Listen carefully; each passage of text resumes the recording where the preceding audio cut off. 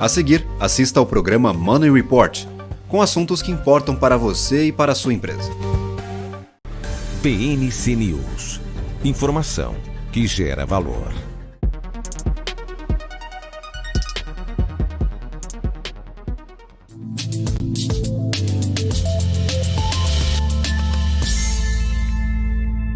Olá a todos, bem-vindos a mais uma edição de Money Report TV aqui na BNC News.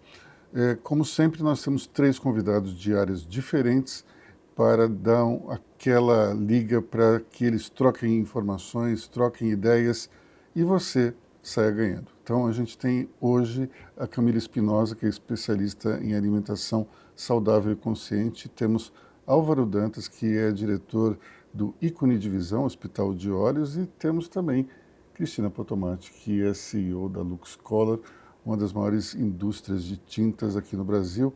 E eu vou começar pela Camila. A gente conversava um pouco antes de ligar a câmera que os brasileiros têm problemas de sono. São 72% dos brasileiros que têm algum tipo de distúrbio. Isso tem a ver com a alimentação ou é um problema mais psicológico? Bom, em primeiro lugar, muito obrigada pelo convite, um prazer enorme estar aqui com vocês.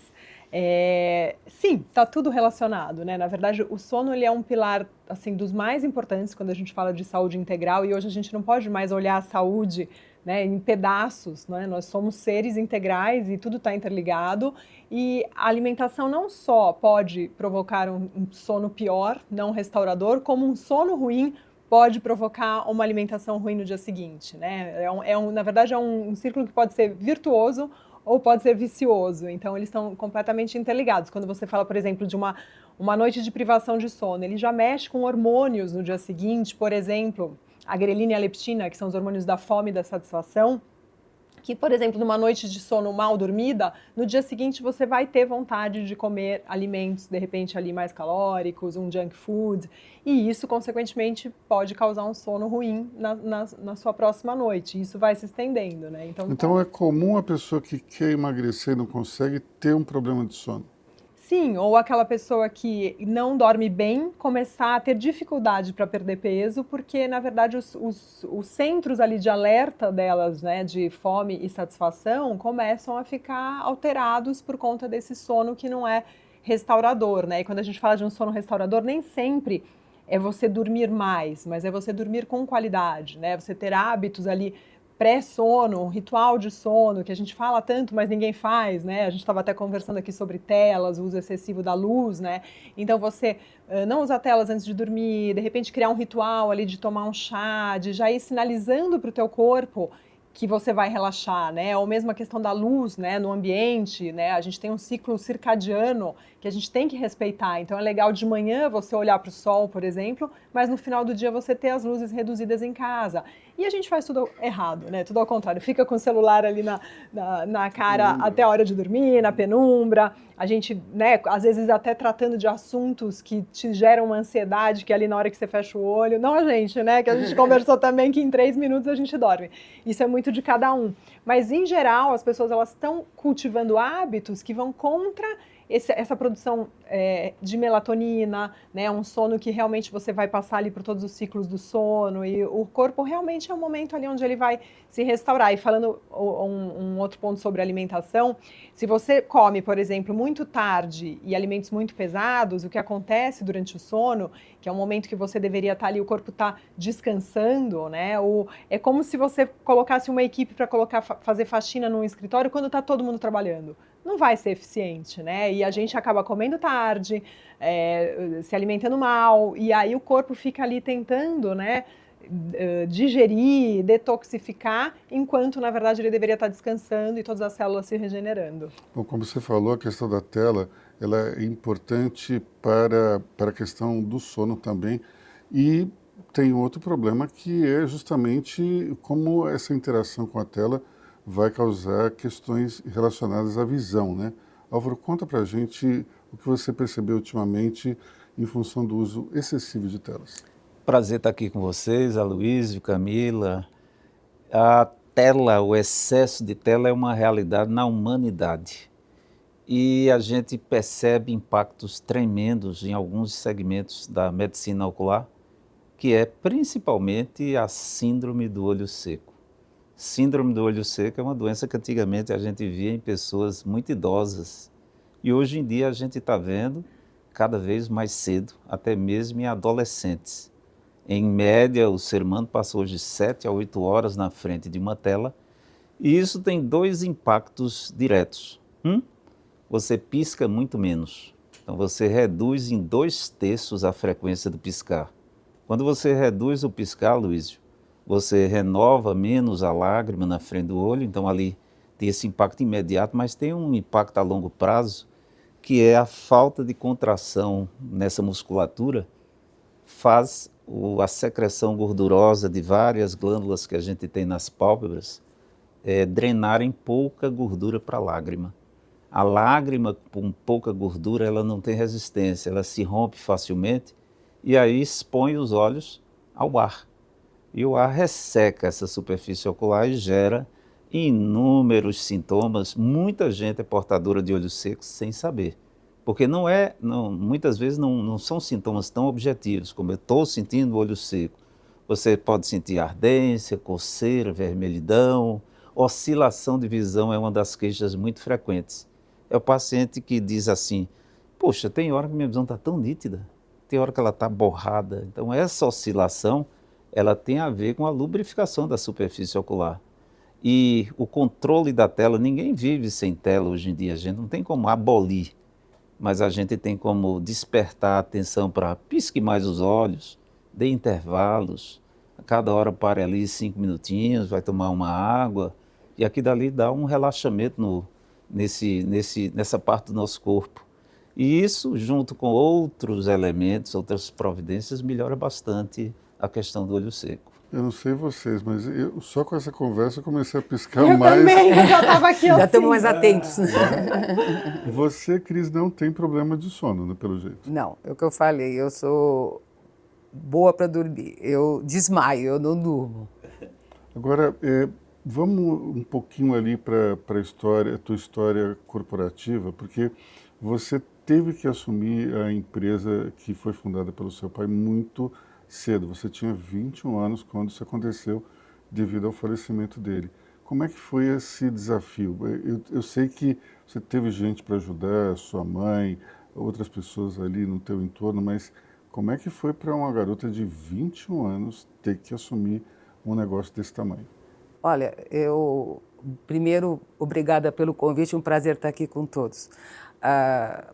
Eu acho que foi uma circunstância assim, eu tive uma sorte grande, porque quando eu fiz 17 anos, entrei na faculdade e fui trabalhar com meu pai. Então, na realidade, eu fazia faculdade de manhã e trabalhava de tarde.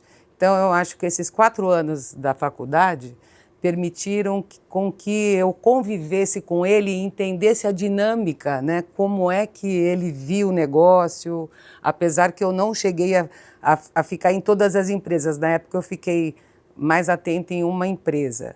E meu pai, quando eu comecei, ele era uma pessoa de vários, que eu falei, né? Vários ditados. Ele falava assim, Cristina, você fala muito, eu sou geminiana, né? Sou gêmeos com gêmeos. Eu sou Ares com Ares. E aí ele falava assim, Cristina, você vai agora fazer um roadshow nos setores e nunca se esqueça que todo mundo que está ali sabe muito mais que você. Então tenha a simplicidade e a humildade de aprender, porque este período que você vai ficar aprendendo com eles, você na realidade vai servir para uma ponte para o futuro, porque você vai conseguir ter um bom relacionamento com eles, vai conseguir... Então, acho que esta fase que eu fiquei... Porque eu entrei na faculdade em 75, me formei em 78, meu pai faleceu em 79. Quando ele faleceu, eu estava me preparando para ir fazer um curso no exterior. Mas foi muito bom, porque... eu não consegui fazer o meu MBA no exterior, mas o MBA que eu fiz com meu pai valeu 400 MBAs no exterior, porque na realidade eu aprendi como é que ele fazia para administrar tudo, como é que ele conseguia tirar o melhor de cada um. Então, na realidade, foi bem rico E isso permitiu que quando ele faleceu, de repente, a gente, na realidade, já tinha uma ponte, na verdade, com as pessoas que a gente ia lá coordenar. Então, foi bem... E minha mãe, né? Minha mãe é uma pessoa... Infelizmente, ela faleceu agora em novembro, você sabe, né? Você esteve lá. Mas ela é uma pessoa excepcional, né? Minha mãe ficou viúva muito cedo, 43 anos, né? 2 filhas.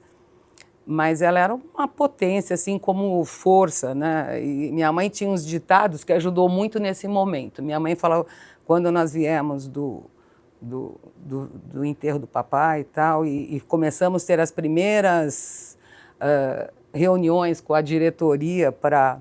Primeiro que minha mãe, todo mundo, outros estavam esperando se tornarem presidentes, né? Na época. E quando minha mãe fez a primeira reunião, minha mãe chegou lá e não tinha falado nada comigo, chegou lá e falou assim, o pessoal, pois é, o Domingos faleceu, já está na hora de a gente fazer, né, a eleição. Tudo bem, pode já fazer aí a eleição sem problema nenhum. E quem vai ser? Ela falou, eu vou ser a presidente e a Cristina a superintendente. Aí todo mundo parou, aquela parada assim, né, todo mundo respira. Falou, não, mas Vilma, você não quer voltar e pensar mais um pouco?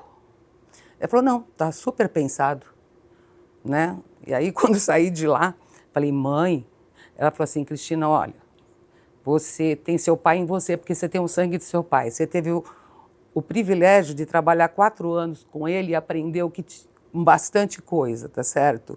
E ela falou a frase que a gente sempre usa na família, mais escuro que meia-noite nunca fica. E a meia-noite já passou. Incrível. E a tua mãe trabalhava na empresa, né? Não, ela era uma pessoa muito ativa com meu pai, mas eles eram um casal muito afinado. Então ela sabia sempre o que ele estava pensando, o que ele estava fazendo, tudo. Depois que ele faleceu, aí, na realidade, ela começou começou a ir mais, né? Mas eu acho que o mais que ela ia também era para dizer, eu estou aqui e estou suportando que é a Cristina que vai ficar, né? Então, eu acho que foi uma fase desafiadora, mas eu trabalhei tanto, viu, que eu nem tive tempo de pensar que não ia dar certo. Então, acho que quando você tem um excesso de coisas para fazer, para resolver tudo, foi uma dinâmica bastante intensa naquela época. E era uma coisa que, veja só, em 79, hoje, mulher numa gestão, num cargo de gestão, já, CEO ou presidente, ou que seja, já é difícil. Imaginou em 79, né? Na minha área química, ela é muito masculina, né? Naquela época, mais do que nunca. Então, as pessoas falam, poxa, Cristina, eu ando com você, todo mundo te conhece do setor. Eu falei, gente, imagina, em 79 eu ia numa reunião, tinha 200 homens, tinha eu de mulher. E novinha ainda. Era muito mais fácil todos me conhecerem, né, do que uma outra pessoa que não fosse isso. Então eu acho que... Mas eu acho que foi muito... Tem suas vantagens, porque eu acho que o fato de ser mulher, você pode surpreender, tá certo? E isto que acho que aí você acaba arrumando amigos, aliados que torcem por você. Então, na realidade, eu tive a sorte de ter muitos amigos, de ter muita gente que incentivou para que as coisas dessem certo. Porque meu pai também tinha uma maneira didática, né, de colocar, depois de uns 2 anos que eu já tinha feito um roadshow, meu pai gostava ainda de terminar a curva A de compras, de supply e tal.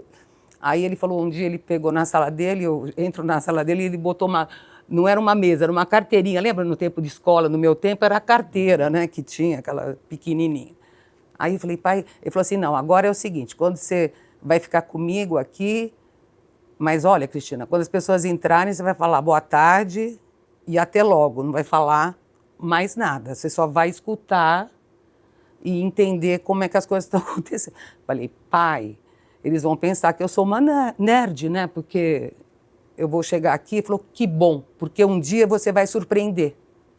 Então, aproveite esse período para absorver. E depois que cada um sair, a gente conversa o que... Se for um negócio que você acha maravilhoso, não mude o seu olhar, nada. Seja plácida, uma esfinge, ok.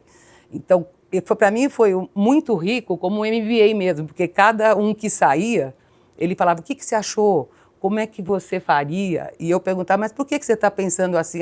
Então, assim, foi muito rico aprender. Foi uma imersão, né? E aí meu pai, nós compramos, naquele tempo se comprava álcool, na época você fazia contratos anuais, né, semestrais. E eu nunca me esqueço que ele chegou e falou assim, eu vou viajar com a sua mãe a semana que vem e você vai coordenar a compra desse contrato de álcool. Falei, mas pai... Ele falou, filha, se você não aprendeu em 2 anos, volta para casa. E ele falou, nunca se esqueça que só erra quem faz. Quem não faz, nunca erra. Então, se você errar dessa vez, nós vamos ter que corrigir para você não errar mais. Então, quer dizer, eu também tive o privilégio de ter um pai muito à frente do tempo dele, né? Que era uma pessoa muito especial na maneira de ver e de conduzir as coisas. Então, foi difícil, mas eu acho que foi uma época tão rica de aprendizado, aprendi tanto. Bom, é um caso típico de empresa familiar que vai se profissionalizando aos poucos, mas você também tem um caso de empresa familiar, só que aqui é diferente porque é o Álvaro e a sua esposa. Como é que é o desafio de trabalhar com a própria mulher? Na minha atividade, o ponto crucial é o ponto técnico. Então, eu sou a grande locomotiva do ícone da visão, eu sou cirurgião, especialista em cirurgia de catarata, refrativa, glaucoma, segmento anterior. Tenho colaboradores em outras áreas, mas o foco na atividade principal me restringe bastante na parte administrativa. Eu não tenho como tocar isso. Ao mesmo tempo, a gente precisa de um braço de confiança. Então, Carla, minha esposa, desde cedo, nós temos 11 anos de história aqui em São Paulo desde setembro, meses, mas em Pernambuco o ícone da visão já existe há 11 anos e desde o início Carla se incorporou na parte administrativa para coordenar uma equipe de gestores e isso é fundamental para me conservar na área técnica, na área de tecnologias, de atualização tecnológica, de efetivamente fazer a coisa acontecer, atender, fazer exames e operar os pacientes, que requer muita atenção. A área médica requer um eterno aprendizado, nós estamos o tempo todo reciclando, se atualizando, e quanto menos eu me preocupar com a parte administrativa, muito melhor. Então, digamos que eu continuo com as decisões técnicas, aquisição de novas tecnologias, novos contratos, de ir à frente e discutir tecnicamente cada ponto, mas a caneta das decisões protocolares, da burocracia, continua com a minha esposa. Isso é fundamental para que a gente esteja aqui em São Paulo. A gente começou lá em Pernambuco um hospital muito focado no atendimento premium. E eu comecei a ter muitos contatos com empresários paulistas e aos poucos eu senti que nosso lugar precisava também estar em São Paulo. Como um foco principal, nós temos aqui a capital, eu brinco dizendo, São Paulo não é só a capital do Brasil em termos de medicina, nem só da América do Sul. É a cidade mais impactante do hemisfério sul. Não existe nenhuma outra cidade com o impacto de São Paulo. E essa decisão, em pouco tempo, a gente já sentiu que tomamos a decisão correta. Camila, isso que Álvaro está falando da capacitação, da atualização, é algo importantíssimo também na tua carreira. Sim. Como é que foi que você resolveu trabalhar nessa linha da alimentação consciente? E conta um pouco do curso que você fez no exterior. Vou contar um pouco da minha história rapidamente. Eu fui modelo durante muitos anos, eu comecei aos 16 anos a trabalhar e eu sempre brinco até que eu olhava para a alimentação e me alimentava de forma saudável pelos motivos errados, né? Porque a gente sabe como é o meio da moda, tem toda aquela pressão, eu cheguei até a ter um transtorno alimentar, a minha relação com a alimentação ela não era saudável, né? Digamos assim.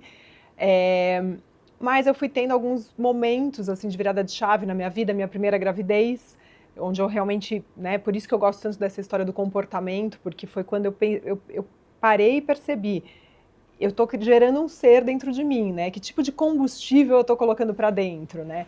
E um segundo momento, não tão feliz assim, foi a doença da minha mãe, que faleceu com câncer de pâncreas. E eu não me esqueço, assim, primeira consulta que a gente foi no oncologista dela, ele falou, olha, eu vou falar grosso modo para a senhora, corta o açúcar, porque o tumor se alimenta de açúcar, né? E a partir daí aquilo me deu um choque, assim, eu comecei a estudar muito açúcar, eu trabalhava com moda, depois eu fui migrando da carreira de modelo, eu tive um e-commerce de moda, eu fui sócia de um e-commerce de moda, depois eu acabei saindo dele, indo para um outro, para cuidar de toda a parte de branding, de curadoria de marcas, mas sempre com esse olho nessa parte de saúde, de alimentação, que sempre me encantou muito, né? Até que eu comecei a me aprofundar e fui buscar uma formação nos Estados Unidos, no IIN, que é o Institute of Integrative Nutrition, que dá um panorama, não é um curso de nutrição, mas ele é um curso de 1 ano que te dá um panorama geral da nutrição, justamente para você conseguir guiar as pessoas por esse caminho de transformação, né, de saúde, de você realmente mudar seus hábitos de forma sustentável, né? Porque como a gente estava falando antes, a gente vive numa sociedade hoje, num mundo muito imediatista, né? As pessoas buscam pílulas mágicas o tempo inteiro, então elas querem a canetinha que ajuda a emagrecer em 2 meses, elas querem... Para tudo tem uma pílula mágica, né? E na verdade, quando a gente sabe que o caminho realmente da saúde não é por aí, né? É um caminho de mudança de comportamento, é um caminho onde você realmente passa a ter prazer pelo teu estado de bem-estar, né? A gente anda muito acostumado a viver no mal-estar, né? E tomando paliativos ali para mascarar os sintomas. E aí comecei a estudar e decidi que eu queria trabalhar com isso, né? Então fui aos poucos também saindo dessa área da moda, comecei a atender individualmente, atender empresas, corporativos, comecei a dar palestras, comecei a migrar totalmente para essa área da saúde. Depois me interessei muito pelo Mindful Eating, fiz uma outra formação também da Universidade de San Diego, que, para quem não conhece, todo mundo já escutou falar do Mindfulness, né? Mas o Mindful Eating é o Mindfulness aplicado à alimentação. Então, e uma tradução seria alimentação consciente? Com atenção plena. Tá. O Mindfulness é a atenção plena, né? Aquela, não só a meditação, mas você viver com atenção plena. Então, eu estou aqui, eu estou focado, que é o que a gente menos faz hoje em dia, né? Com a história, novamente, das telas, da gente estar resolvendo 1000 coisas ao mesmo tempo. Então, você toma café da manhã, já respondendo e-mail, você almoça fazendo reunião, e a gente realmente focar e estar ali conscientemente colocando atenção naquilo que você está comendo, nos seus sentimentos e emoções naquele momento também, porque muita gente tem uma compulsão ou come de uma maneira, né, no piloto automático, porque não quer entrar em contato com emoções e sentimentos. Então eu fui me aprofundando cada vez mais nessa área, e hoje, assim, estou de cabeça realmente nessa área de saúde, estou estruturando um grande evento que vai acontecer no final do ano, em outubro, um summit mesmo de saúde e bem-estar, que envolve todas as áreas, atividade física, enfim, nos moldes que acontece muito nos Estados Unidos e aqui no Brasil a gente ainda não tem. Então hoje eu vivo isso e eu falo que a minha missão realmente é espalhar conhecimento para as pessoas da melhor forma possível, para que todo mundo possa cuidar da saúde de forma que a gente viva, né, muitos anos e com muita saúde, que é o que a gente falou hoje, que é o chamado Health Span. E como é que a gente definiria essa longevidade nos dias de hoje? Eu brinco que a longevidade, muita gente fala que a longevidade é aquilo que a gente vai viver quando tiver 80 anos, 90 anos, e então eu vou me cuidar agora. E isso não cria uma conexão, porque a pessoa pensa, por que eu vou me alimentar bem agora para daqui a 30 anos, para daqui a 40 anos? E eu falo, né, acabei de fazer 50 anos agora, há 2 semanas atrás, que eu vivo minha longevidade todos os dias, né? As minhas escolhas, elas impactam no que vai acontecer comigo semana que vem, mês que vem, daqui a 2 anos. Eu engravidei naturalmente aos 46 anos, né? Eu tenho uma filha de 17 e um filho de quase 3.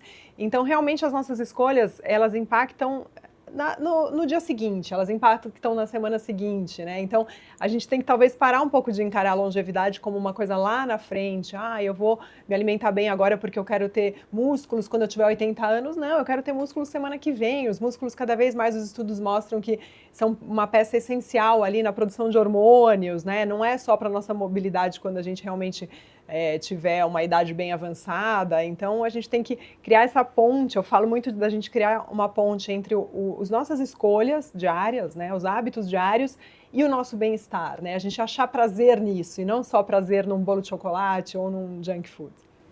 Bom, é difícil a gente passar esse tipo de consciência para os outros, mas, enfim, é admirável que você tente fazer isso. E se vocês têm alguma dúvida de que a alimentação saudável não é uma coisa importante, é só verificar que a Camila tem 50 anos, ela parece ter 30, então Com certeza. acho que a gente consegue Mas você sabe que enxergar assim, bem. a parte estética é o brinde, né? Porque, na verdade, o importante é a gente estar com os exames de 30 anos, né? Com todo o corpo funcionando.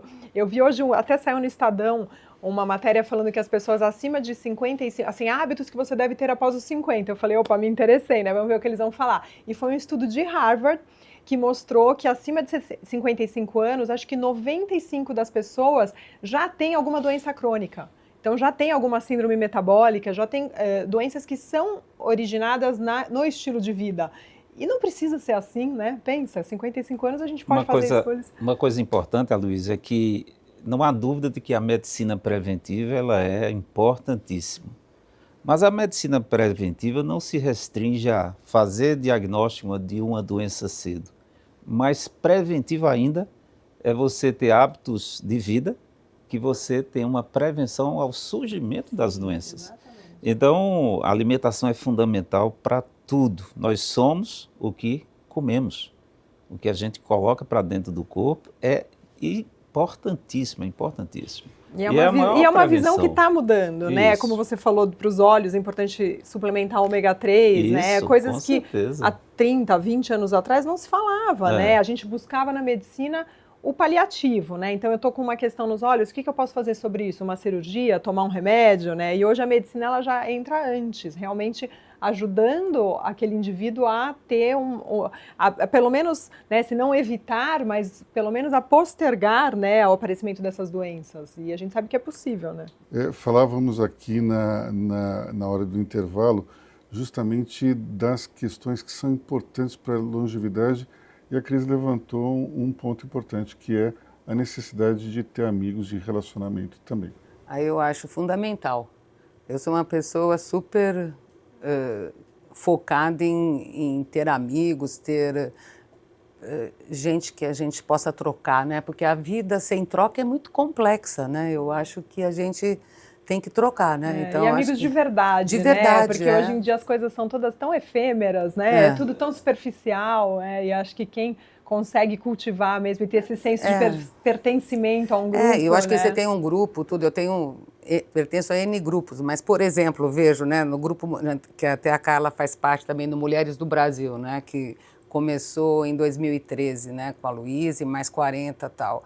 É uma coisa tão interessante porque você tem amigas de infância aos 60 anos, aos 50 e poucos anos. A própria Luísa e a Tieco, que se conheceram já mais maduras. Então tem uma turma, né? Tem a Sônia, tem a Fernanda, a Angélica, ou seja, tem uma turma que você possa ter um propósito junto, né? Que o propósito do grupo é trabalhar por um Brasil melhor, né? Em todos os aspectos.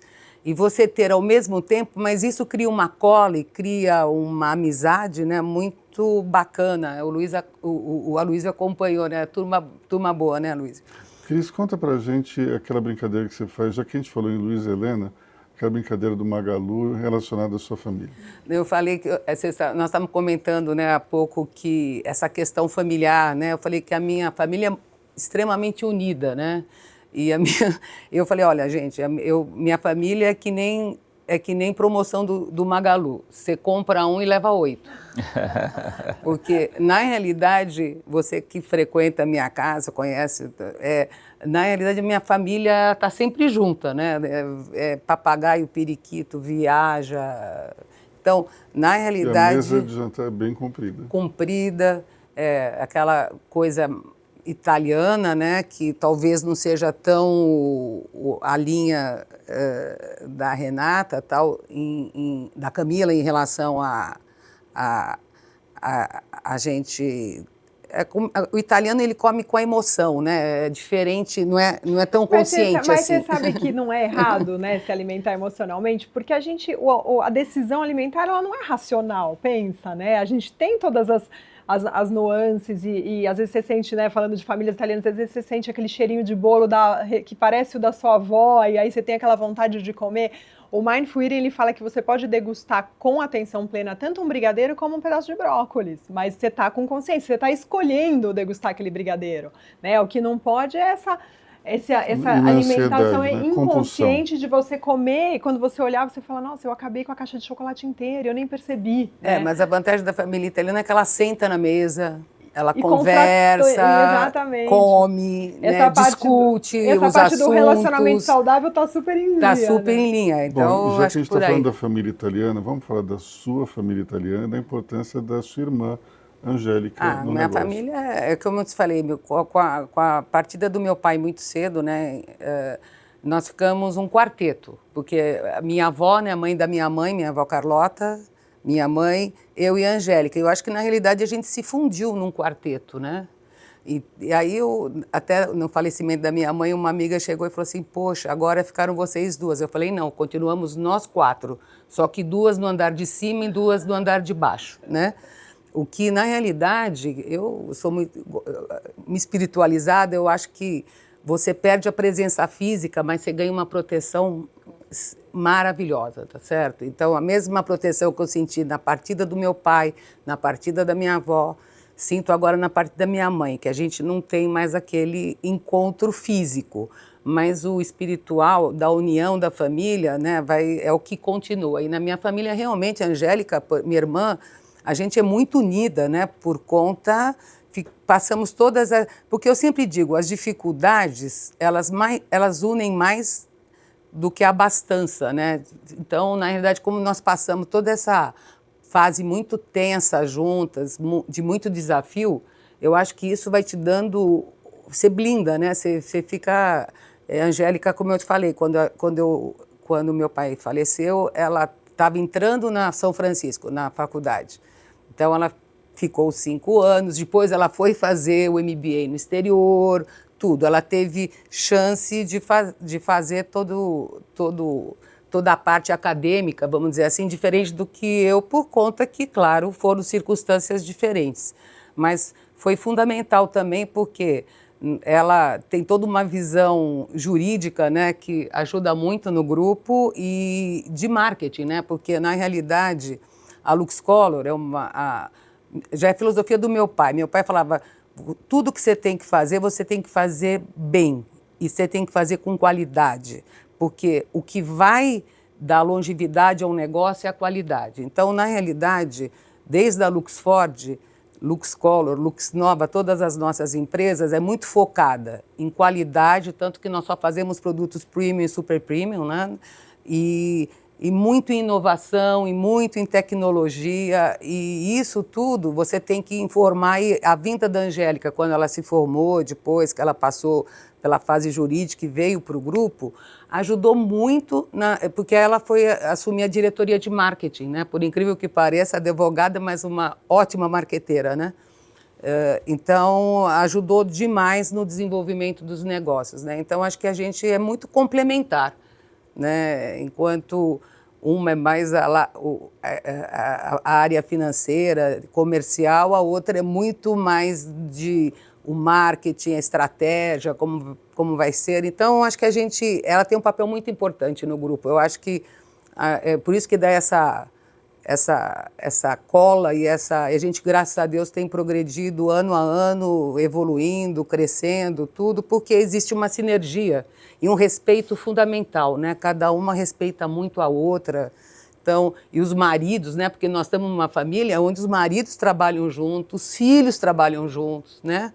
Agora nós estamos na 3ª geração. O meu filho está à frente da Autolux, né, que é a nossa divisão automotiva. O Gustavo, filho da Angélica, veio para a área comercial da parte decorativa da LuxColor. Então, passou antes pela LuxNova, pela Aromate, ou seja, é uma família onde todo mundo trabalha junto. Isso eu acho não é fácil, mas é muito gostoso, porque você tem todo mundo os mesmos objetivos, você tem que entender, trabalhar toda a parte emocional de a gente estar sempre envolvida em tudo que faz, Você veja só, minha família é tão unida que minha mãe chegou uns anos atrás e falou assim, vamos comprar uma casa em Miami. Vamos comprar 2 apartamentos, cada um com 3 dormitórios, tudo. Aí nós falamos, mamãe, vamos comprar um maior, mas que fique todo mundo junto mesmo. Eu falei, mas não, Aí nós compramos realmente um que tem 6 dormitórios, porque é tudo junto e misturado, né? Quando um vai todo mundo. Então é uma coisa diferente, é uma família muito unida mesmo. Então, tipo, até nisso a gente quando tem que ser grande, porque quando vai muita gente, né? Então é uma família que ela não segrega, ela une mesmo. E eu acho que o mais gostoso de tudo isso é que a gente trabalha de uma forma muito respeitosa e muito amorosa, né? Com toda essa questão da família envolvida. E os maridos também foram agregadores, né? Porque é complicado quando entra uma pessoa que desagrega, né? Então, acho que, na realidade, nós fomos muito privilegiadas de ter uma família onde as pessoas pensam na mesma direção, no mesmo propósito. Eu acho isso muito legal. Que agora eu jogo a mesma questão para o Álvaro. Os desafios te aproximaram da tua esposa Carla durante a construção aí do hospital, do ícone de visão? Não tenha dúvida. A família, ela não se resume ao ambiente de sua casa. Quando a gente tem, como na família de Cristina, como na minha, como tem um modelo de negócio que é saúde, hospital, que a família está centrada, isso agrega. E a gente tem não apenas a esposa envolvida, mas a gente já tem a filha mais velha, já olhando assim, eu vou fazer medicina em São Paulo, eu vou participar disso. Então a família vira tudo, né? E existe muita coisa importante nisso aí. A Cristina comentou, ela tocou num ponto muito crucial que é qualidade. Eu percebi que a empresa dela não está preocupada só em preço. E a gente na medicina, isso é um assunto muito discutido internamente. Na medicina, as decisões elas não podem ser só questão de custo. Daí o perigo da gestão da medicina como um todo, hoje que está muito na mão de planos de saúde, ela hoje está sendo conduzida com pessoas que só estão olhando resultados financeiros. E muitas decisões que a gente toma, elas são voltadas para a qualidade, sem necessariamente ter uma preocupação direta com a questão de lucro direto com aquilo ali.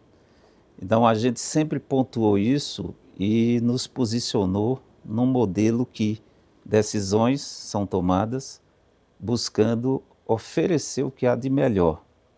E a questão de resultado financeiro, de viabilidade financeira, ela termina sendo um ponto secundário, por incrível que pareça. Mas é fundamental hoje na medicina. A gente vive hoje uma crise muito grande de qualidade e o ícone entendeu isso há muito tempo e fez a gente chegar aqui em São Paulo com as melhores tecnologias ZAIS. ZAIS é um ícone da tecnologia. Nós chegamos com os melhores lasers, melhores microscópios cirúrgicos para oferecer o que há de melhor dentro de uma realidade onde a parte financeira ela precisa ser agregada como uma coisa secundária. Mas com certeza competitiva, né? Tem que ser competitivo, mas com foco qualidade, né? Exato. Eu acho que é o seguinte, essa questão de qualidade, é claro que existem empresas que o core dela é diferente, a gente até entende, mas eu acho o seguinte, quando você quer perenidade, né, a qualidade tem que ser o item principal, porque a única coisa que te garante perenidade é qualidade, seriedade. Você tem que ser muito, isso eu aprendi muito com meu pai e tudo, né? A gente tem que ter uma palavra e cumprir, ou seja, você tem que ter a sua dinâmica de ética, tudo, mas se você não tiver qualidade, ele não se sustenta ao longo do tempo. Há uns anos atrás, quando nós saímos, quando saímos com a linha decorativa, que voltamos para o mercado, né, em 89, o pessoal falou assim, poxa, mas nós só vamos fazer essa linha premium. Eu falei, só, porque eu só sei chegar para um cliente e dizer, você compra esse produto que no mínimo ele é igual ou melhor que tal outro. Na hora que você não se preocupa com qualidade, você vai ser visto por diferenças, a pessoa te troca muito fácil, né? Então, na realidade, eu brincava com o pessoal da equipe, falava assim, dona Cristina, não vamos fazer segunda linha? Eu falava, se você me contar quem é o líder da segunda linha, eu faço. Bom, perenidade e qualidade tem super a ver Não, com eu estava o teu pensando negócio. isso aqui, né? Na verdade, são assuntos tão diferentes, né? E eu fiquei aqui só pensando, o que os dois falaram tem tudo a ver com a minha missão, que você falou que é difícil. Qualidade que traz longevidade, né? Essa é uma qualidade das escolhas, do dia a dia. E você falou que teu pai falava isso, né? Da qualidade para a perenidade da empresa. Na nossa vida é a mesma coisa, né? A gente escolhe tanta coisa com tanto... Eu brinco que, nossa, a criança mal nasceu, os pais já estão procurando a escola, né? Então, pensa tanto, pondera, tu vai trocar de carro, faz todos os comparativos, qual que é a melhor opção. E na hora da gente fazer as escolhas que vão ali trazer longevidade, perenidade, né? Ter essa constância, que acho que o negócio de vocês é muito sobre a constância também, e evolução, né? Porque evolução, na realidade, para você exato. evoluir, você tem que ter princípios, né? Que eu brinco muito hoje no coach dessa terceira geração, eu sempre falo que tudo que norteia tem que ter princípio. E princípio não se discute, senão ele não é princípio, né?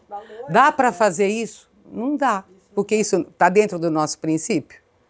Então não dá. Então, na realidade, eu acho que é esse tipo e permear isso para toda a equipe, né? Porque, como o Álvaro estava perguntando, apesar de a família estar lá, né, no planejamento, nas coisas, hoje a empresa é absolutamente profissionalizada e temos uma equipe maravilhosa, graças a Deus, em todas as empresas, porque todos entendem qual é o core da empresa, por que ela chegou aqui, para onde ela tem que ir. E absorveram os mesmos valores. Os valores, porque eu acho que valor é tudo. Se você não tem valor, a vida fica muito complicada, porque você perde rumo, né?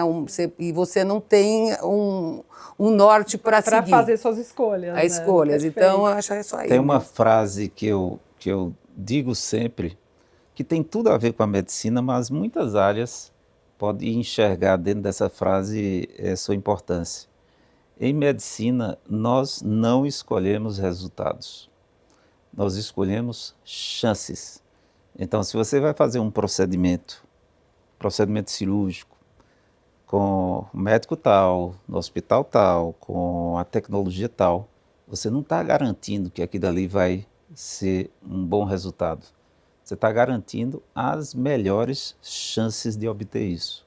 Então, são coisas que em muitas áreas da nossa atividade têm uma importância crucial. A alimentação que sua decisão hoje, ela não lhe garante o bem-estar hoje, imediato, mas um bem-estar ao longo de uma vida e talvez uma longevidade ou uma qualidade de vida na sua velhice. E não garante nem que eu não vá ter alguma doença, mas eu estou fazendo o melhor que eu posso, né? Eu estou tomando riscos. Todas as chances que são as melhores. Né? Agora, qual é o papel do açúcar nisso tudo? Se eu começar a falar de açúcar aqui, a gente pode fazer mais um bloco? Infelizmente tem horário. Porque assim, o açúcar, né, a gente fala de açúcar em si, coitado do açúcar, né, não é que ele é o grande vilão, apesar de que os meus amigos todos falam, ó o vilão, mas a maneira que nós estamos consumindo o açúcar hoje, né, de forma indiscriminada, eu brinco que é uma droga não só legalizada, mas é uma droga incentivada, porque eu vejo, por exemplo, meu filho pequenininho, as pessoas ficam ansiosas para ver quando que eu vou deixar ele se jogar no brigadeiro, sabe assim, mas ele não pode ainda. Tipo, ele pode, mas quem decide sou eu, né? Então as pessoas incentivam um pouco, né? E E a gente tem muito açúcar escondido por aí. Então, quando a gente olha para os rótulos dos industrializados, que as pessoas não têm o hábito de ler, né? Mais uma vez, as escolhas sendo feitas aí de qualquer jeito, tem muito açúcar escondido. Mas agora tem aquela etiquetinha que diz alto Tem, índice mas de a açúcar. indústria, por exemplo, tem muitos elementos ali que não são considerados açúcar e que agem no nosso corpo exatamente como açúcar. Essa é uma eterna briga. Minha irmã é engenheira de alimentos e a gente sempre discute por causa disso, porque, enfim, né, até alimentos para diabéticos, que agora as regras da Anvisa têm mudado aí, mudaram a legislação, inclusive quando entraram essas lupinhas. Mas, enfim, a gente está consumindo o açúcar usando muitas vezes de uma forma assim como uma bengala emocional, né, para não lidar com emoções. As pessoas estão consumindo açúcar compulsivamente, os adolescentes, as crianças, os números são assim absurdos, e a gente sabe que o açúcar está relacionado com o aparecimento, né, da maioria das doenças crônicas que mais matam.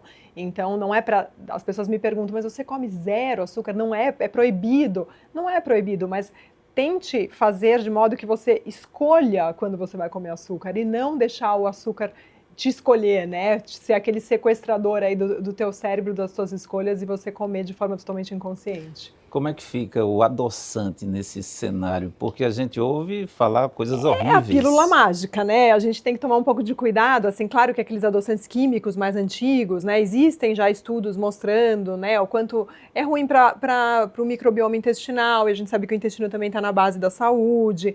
Esses mais novos, né, tem opções melhores, sim, mas da mesma forma, né, a gente não pode usar o adoçante como pílula mágica, né? O que eu escuto muito, eu faço palestras sobre açúcar, sobre a relação com o açúcar, e no começo da palestra as pessoas já estão perguntando, mas o que pode então? Então tá, o açúcar faz mal, mas o que pode, né? Porque a gente não quer se desapegar do sabor doce, a gente quer achar um substituto que a gente possa consumir à vontade, e com exagero, infelizmente, nada é saudável, né? Então...